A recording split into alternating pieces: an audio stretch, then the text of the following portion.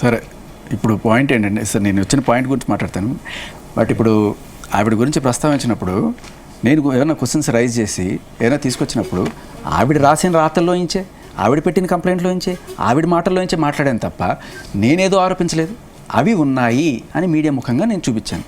ఇక ఆవిడ తరపు నుంచి నేను మాట్లాడాను. అవి చూపించడం ద్వారా మీరు ఏం చెప్పాలనుకుంటున్నారు అంటున్నారు కళ్యాణ్ గారు. అసలు మీరు ఏం చెప్పాలనుకుంటున్నారు? అక్కడికి వస్తున్నా అది అలా చెప్పినప్పుడు ఆయనకి సమాధానాలు చెప్పకపోగా శేఖర్ భాష జీవితంలో ఏం జరిగింది, వాడి జీవితంలో ఏం జరిగింది అనుకున్నప్పుడు, అలాగే చెప్పనివ్వండి దిలీప్ శంకర్ గారి జీవితంలో ఏం జరిగింది, దిలీప్ శంకర్ గారి కాండక్ట్ ఏంటి, దిలీప్ శంకర్ గారు పవన్ కళ్యాణ్ ఫ్యాన్స్ ఎలా ఇదయ్యారు, ఆయనకి ఇదంతా కూడా నేను మాట్లాడలేదు కదా. ఇప్పుడు ఆవిడ నేను అడిగితే ఆవిడ దానికి సమాధానం చెప్పొచ్చు.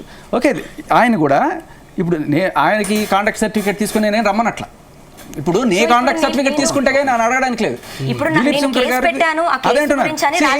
నా గురించి మాట్లాడుతున్నారు కదా ఆయన దిలీప్ శంకర్ గారు. దిలీప్ శంకర్ గారి గురించి నేను మాట్లాడితే పాయింట్ ఏంటి? ఇప్పుడు పాయింట్ మొత్తం డిస్కషన్ అయిపోతుంది. అదే అంటున్నా. చెప్పు ఓకు మాటలు ఎందుకురా? అది సో అదే అంటున్నారు. ఆయనకి ఆయన మన మీద అనొచ్చు, ఎందుకంటే మనం వాళ్ళని అడిగితే మన కాంటాక్ట్ సర్టిఫికేట్ చూపించాలి. ఆయన తరపు నుంచి మాట్లాడుతున్నప్పుడు ఆయన కాంటాక్ట్ సర్టిఫికేట్ నేను రాస్తాను. ఆడింగిన కొడక ఉజ్జల మాటలని మాడతావు.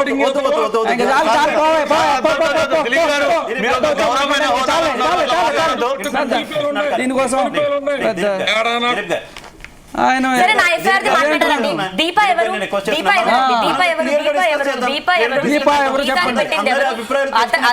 భార్గవి ఎవరు, భార్గవి వాళ్ళ కూతురు ఎవరు, మరి ఇవన్నీ ఎందుకు రావట్లేదు?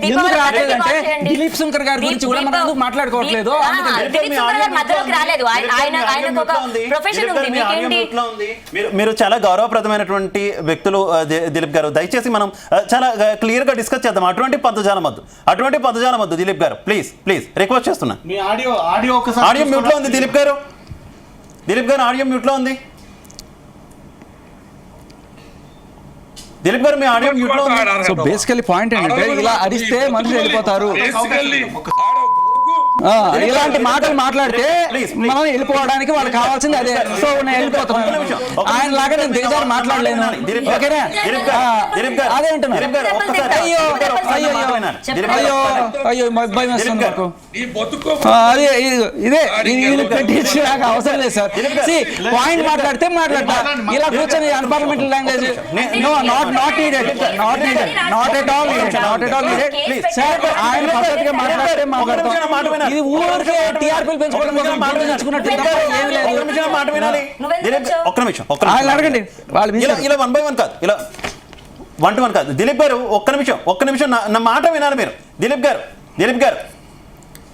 గారు please sir. one more unparliamentary word. I am out of here. Please continue. గౌరవంగా మాట్లాడా. వాటితో పడుకున్నావు, వీటితో పడుకున్నావు. రూమ్ నెంబర్ 222 లో ఏం జరిగింది? ఇప్పుడు మాట్లాడానా? ఓకే దిలీప్ గారు మనం హెల్తీగా డిస్కస్ చేద్దాం. దిలీప్ గారు ప్లీజ్ ఒక్క నిమిషం. దిలీప్ గారు మీ ఆడియో మ్యూట్ లో ఉంది. ఒకసారి నా ఆడియో వినిపిస్తుందా మీకు? దిలీప్ గారు నా ఆడియో వినిపిస్తుందా మీకు?